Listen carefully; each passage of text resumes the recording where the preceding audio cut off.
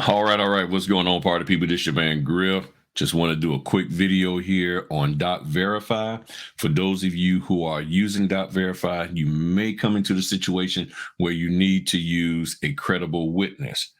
The scenario in which you would normally use a credible witness is when you're dealing with a person or persons that do not have valid ID, meaning they're not a U.S. citizen. They don't know where their ID is at. They might have lost it. And it could be a U.S. citizen, but they've lost their ID. They don't have the driver's license or any of that, and you need to verify them. You can use credible witness. In most cases, for me, I've been doing closings for companies down in Florida, and they have foreign nationals who are buying and selling property, primarily selling a property here in the United States after they've already left and gone back home, and they want to do it wrong, or they have to do it wrong in order to get their transaction done. Well, they don't have any credentials at all for us what the platform would accept, meaning a U.S. citizen, social security, U.S. address, and a cell phone number. They don't have any of that. So therefore, you can use a credible witness. So if you're familiar with DocVerify, and some of you already are, it'll be a piece of cake. But for those of you who are not, that's what this video is for. And it's going to show you what to do, how to set up a credible witness. So y'all are familiar, DocVerify. You go into the site, you log in like normal. And once you log in, it'll bring you to this page here. Excuse me. Now, you won't see this verbiage over here on the left-hand side that says DocVerify requires. You won't see that. But this is telling you need to be a U.S. citizen, have a social security number, a U.S. address, driver's license, and a U.S. phone number. Preferably, well, you have to have a cell phone number, because what they're going to do is you'll be texting them a picture of your ID, because if they're having a hard time getting it uploaded, or you don't have a picture, already scanned, or a picture of it to upload, you will have to take a picture. Okay. And in the description, there will be 2 links down there on how to go through the ID verification process. So with this here page up, you're going to click on Add New Notary Transaction. And once you click on Add New Notary Transaction, it's going to take you here, Add New e-notary document. You will add a document that you want to be electronically signed. And you will select there. Down here, you will put the type of document. In this case, I put it's a seller's document. I'm doing an acknowledgement, and this drop down will show you other types of notarial acts that you could be doing. It could be jurat, it could be a couple of different ones. I think certified copy, I believe that's one there, but don't mark my words for it. Then you're going to say what city you are in at the time that you are doing this notarization. And most of the time we'll be in the location of our home. So in my case, it's Virginia Beach.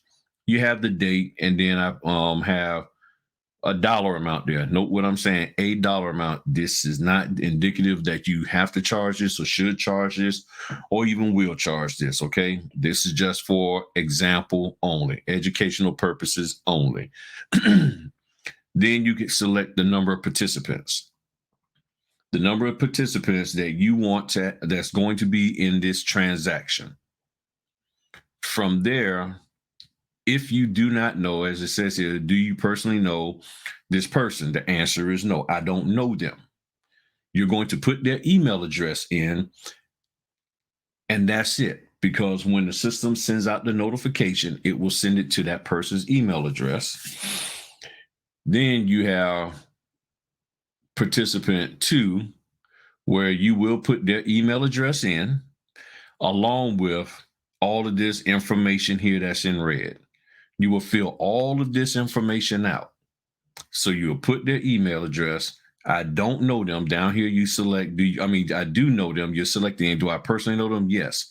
Now, the reason why you're saying yes at this point, even though truthfully you do not know them, it's to get this screen up so that you can change this here where it says remote. you can change it from remote to credible witness, meaning this is how the person is being identified. They're being identified via credible witness.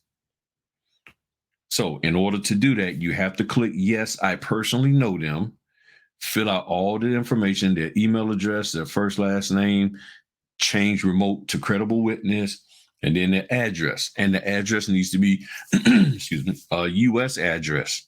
Okay. That can be difficult because if they're located overseas, that can be a problem because you don't have the option to put a foreign address in here. So typically you can use, or probably should use, the property address here, okay, or an address of a relative, but it has to be a U.S. address that they can, I guess maybe just verify that that's where they're at, or the ID or something. Excuse me. So once all of that is done, that is it, and then you proceed on with everything else. And this is all you have to do. It is very, very simple. Feel free to go back and look at this video again. It's not difficult at all. Once you do that, then you scroll down and they'll ask, have you verified all the information is correct? You just hit the button that says yes, or you change the toggle to yes, and then you hit begin notarizations and you get started and you go through and do everything just the same. This is how you're able to list the person that they are going to be coming in and they're going to be identified as a credible witness. If you don't do that, if you set them up as you would participant one by just putting their email address in there, what will happen is that they will get an email and they will be expected to go through the knowledge-based authentication, which requires the social security number, U.S. address, phone number, and driver's license number, and a cell phone number, U.S. cell phone number. Okay, they will have to go through all of that. And unfortunately, they won't be able to because they don't have all of those credentials because they're not a U.S. citizen. You see what I'm saying? So that becomes a problem. Okay. And even if it is a U.S. citizen, however, and they know all of that information, but they don't have the driver's license because they want you to take a picture of the driver's license and submit it to them. And if you're unable to do that, you won't be getting authenticated through that means. So you need a credible witness. Now, your credible witness or witnesses need to be U.S. citizens. You cannot have credible witnesses who need credible witnesses to verify who they are. Okay. So you cannot, you could do that if you want, but that's just going to be a bunch of mess. And you can only have 4 people in DocVerify at a time at this point in time of the video. As far as I saw, 4, and there's a option to bring a witness in or just somebody as an observer, but they don't participate in the signing whatsoever. Before the participants, it's typically just 4 people, the notary and 4 other people. That's typically what they have. Okay. And I'm not going to get into how to, do it. If you got more than 4 people, there's a way to do it, but I'm not going to get into that. So that is simply it. If you got any questions, just throw them in the comment section below. I really appreciate each and every one of you. Thank you for all your support. Y'all have been great as always. I love to hear the dialogue or read the dialogue that y'all have, the questions and all of that. I love the way y'all answer questions for each other. That is great. So I do appreciate you. So never think that I don't appreciate you. The likes, when you click on the like button or you share it with somebody, or if you don't do any of it, but you just stop by for a few moments, I appreciate that. Okay. So that is it for DocVerify. If you have any questions, feel free to just throw them in the comment section and I will answer them for you. All right. Y'all have a good one. Peace.